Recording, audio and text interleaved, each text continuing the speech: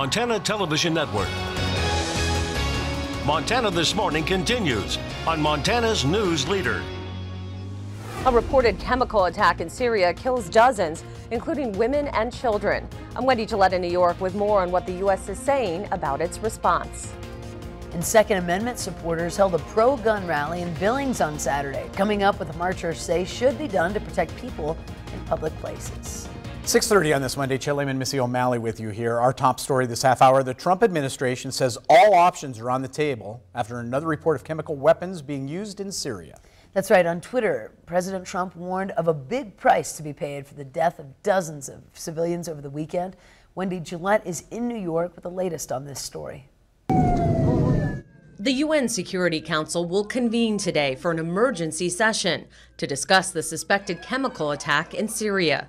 Images from first responders show what they say is the result of a poison gas attack Saturday. Opposition activists and local rescuers insist at least 40 people were killed in a rebel-held town. CBS News cannot independently verify these videos or confirm whether a chemical attack took place. Syria and its allies have all denied responsibility. President Trump condemned the strike on Twitter and warned of serious consequences, writing in part, "President Putin, Russia, and Iran are responsible for backing animal Assad.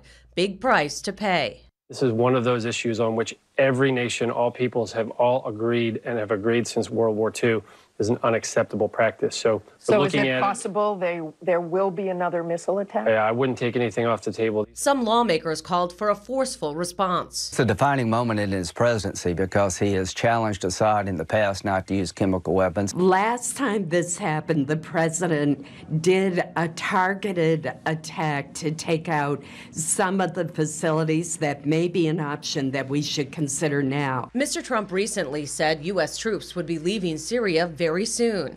In a statement, Senator John McCain said it appeared the president's words had emboldened the Assad regime.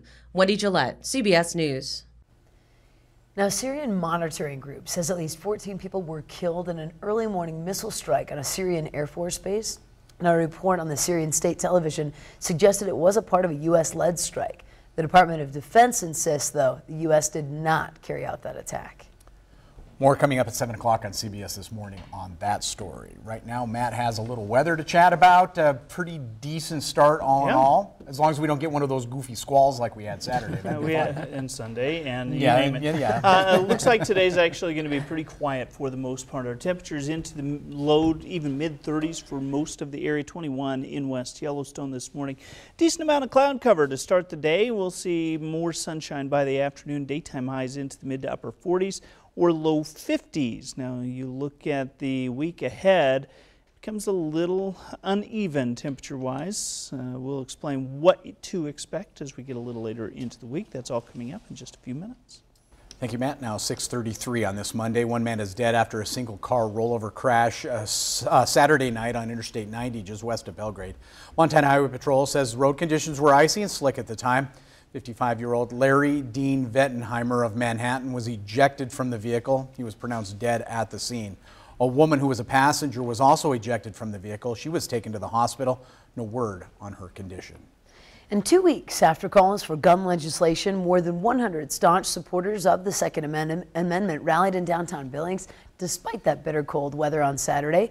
MTN's David J. was there and has more on the message that the rally hoped to inspire. Oh, say, can you see? Citizens talk about the Second Amendment. Peter Siegel organized the pro-gun rally in Billings. We're law-abiding citizens, we're gun owners, and we're tired of people yelling down our voices. We're a silent majority. We don't usually get our ire up and start raising our voices, but as you can hear today, we're raising our voice loud and clear. Siegel says guns are not the problem in school shootings. I'm agreeable to the background checks, but when people are mentally defective, the Florida massacre with the school at Parkland happened because the government did not do its job. Look at the gun-free zones. 98% of all mass shootings occur in gun-free zones. You take the guns away, criminals know that they're there. If they want to kill people, they know where people are defenseless. And students also had a chance to talk about gun restrictions. We as a people have the right to protect ourselves from tyranny and all things evil. The right to bear guns was fought and bled for by our ancestors, sometimes at the ultimate cost of their lives. Many spoke at the rally, including Yellowstone County Commissioner John Ostlund. Really proud to see a great crowd out here peacefully protesting our right to continue with the Constitution as it is. I don't believe it's a living document. I believe it was written and intended to be interpreted by the courts as it is. We have a Constitution. The first 10 amendments were put into paper because they felt so strongly that people might lose these rights.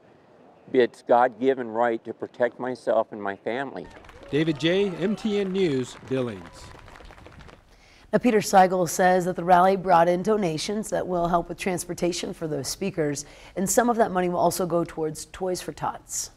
Closer to home this morning, a city of Bozeman will decide tonight whether or not 69 acres of land will be annexed and rezoned for industrial use.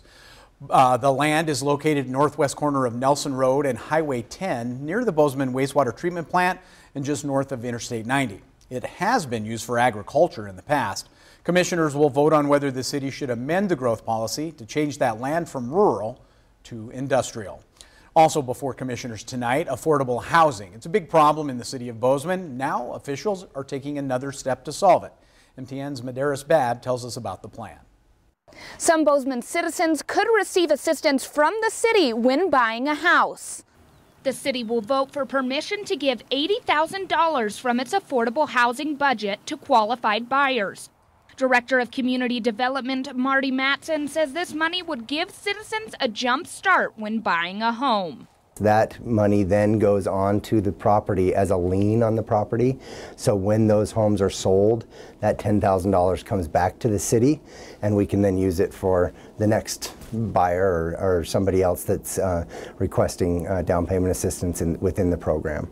If it is approved, 8 buyers would get $10,000 to go towards a down payment. Money would only go to buyers who have been approved for assistance based on their income. These houses are being sold at 80% of the area median income, so they are discounted to begin with. But the down payment assistance that they receive from the city or from the state obviously helps folks, gives them a step up. The 8 houses that qualify for this program are located right behind me on Arnhem Way. This is right off of Durston Road. The city says this is the first time buyers have asked for down payment assistance. In Bozeman, Madaris Fab, MTN News. Now, if this motion is approved, it would use up to $80,000 of the $200,000 the city has set aside for affordable housing.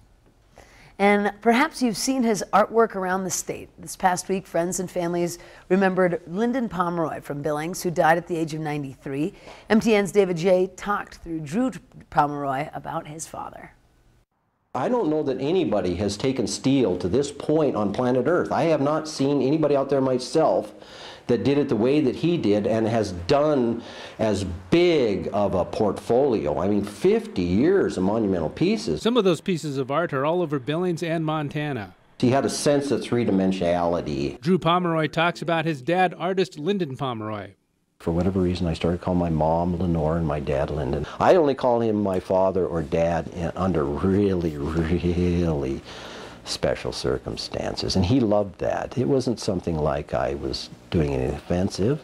Drew helped with some of the labor needed in the artwork and learned a lot from his dad. Linden was just good at everything he touched. He was a superb fly fisherman. He was a superb hunter. He was an incredible shot. He was an incredible pilot. He was an incredible artist. Just this miracle in motion all the time. There was just nothing he couldn't do. And Linden Pomeroy liked making his sculptures out of steel. It's the material of our time, the media of our time. Without steel, modern society does not exist. If it's not made out of steel, it requires steel tools to make it. The steel gives it a real hardcore permanence. Unless its stuff is subjected to something unnecessary, that piece out in front of KTVQ will be down there 10,000 years from now. Drew says his father took up art after injuries kept him from pursuing his passion of flying. Especially when he got older, he'd just sit there in his chair or whatever, and just out of him he'd say, I've had such a spectacular life. He was blessed, he knew it, and he was thankful